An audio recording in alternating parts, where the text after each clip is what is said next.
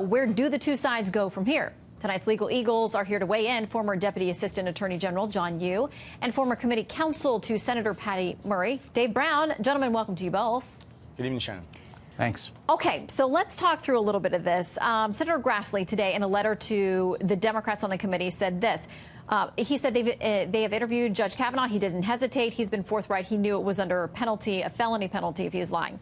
We invited the minority staff to participate and asked Judge Kavanaugh its own questions, but the minority staff declined. The majority staff has also sought to set up interviews with Dr. Ford, Mark Judge, and two other alleged witnesses. The minority staff is welcome to participate in the investigative process as well, but it has thus far declined.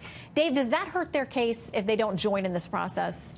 Well, I think what it illustrates is that we're rushing to the finish line when really we need to be taking a step back and conducting a thorough, independent investigation. And you've heard now from every member every Democratic member of the Senate Judiciary Committee calling for the White House to request that the FBI reopen the background check on Judge Kavanaugh and assess the allegations that have been brought forward as part of the background check. It's exactly what was done during the confirmation process for then Judge Clarence Thomas, and it's what should be done in this instance as well. And the reason being, Shannon, and I'm speaking as a former committee counsel, albeit not the Judiciary Committee, but with as much respect to my former colleagues, we're not equipped.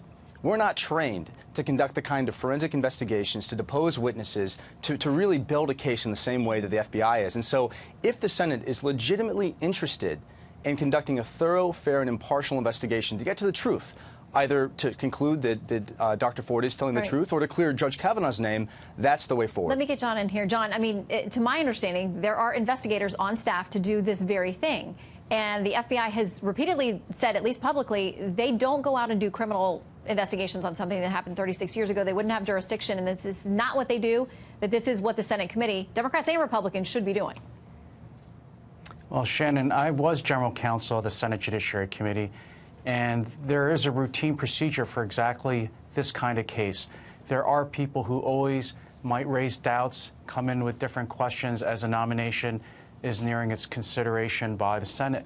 And so we do have investigators. There are investigators on staff whose job it is to run down accusations or questions about people in their background files. Let me ask you about this, then. Lawyers on the staff. Okay, let me ask you about this then, because this is what the ranking member, Dianne Feinstein, she's a senator. She would know how this works, we would assume. She says this, fact check. The FBI can investigate Dr. Blasey Ford's allegations as part of its background investigation. That is their job. To say otherwise is false.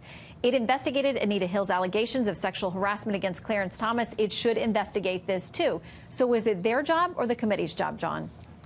There's confusion about what the FBI does here. The FBI is not conducting a criminal investigation. Even if this happened yesterday, they wouldn't be conducting a criminal investigation, because if this were a crime, it would be under state jurisdiction. The FBI wouldn't have that job. In this kind of function, the FBI is just helping the Senate conduct a background investigation, which is collecting all the information about someone, maybe making determinations about the credibility of the information about them, but they're not out there trying to solve crimes. They're not conducting forensic investigations like you would with a crime. They present that information to the committee. In this case, in the Kavanaught case, there is no forensics. This is 35 years ago.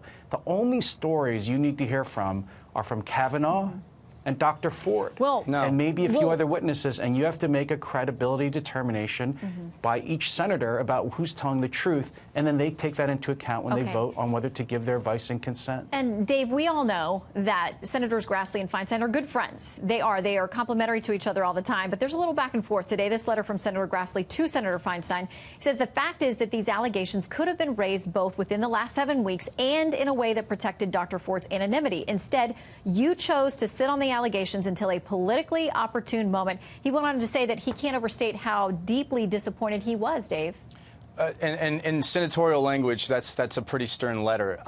Look, I can't imagine the position that Senator Feinstein found herself in receiving this letter, a letter that requested that the author remain anonymous, confidential. I think she was in a very tough spot, and I think she's endeavored to navigate this really as her North Star being respecting Dr. Ford's wishes. So, Shannon, I understand that it's inconvenient to the chairman's timing in terms of how he would like to move this nomination forward, but the fact is we have credible allegations that have now surfaced publicly because they came through the media, and we now have to address them, and we have to do so in a thoughtful and deliberate way. Before she had her one-on-one meeting with him, Dave, she knew. She also knew during the public questioning. She also knew during the closed questioning, which she didn't show up for. Yeah, Shannon, honestly, those are questions for Senator Feinstein. I'm not going to presume to stand in her shoes, other than to say she has said publicly she was endeavoring to respect the confidentiality and the trust that was vested in her from Dr. Ford. We got to leave it there with two of our Senate legal eagles, Dave and John. Thank you both very much.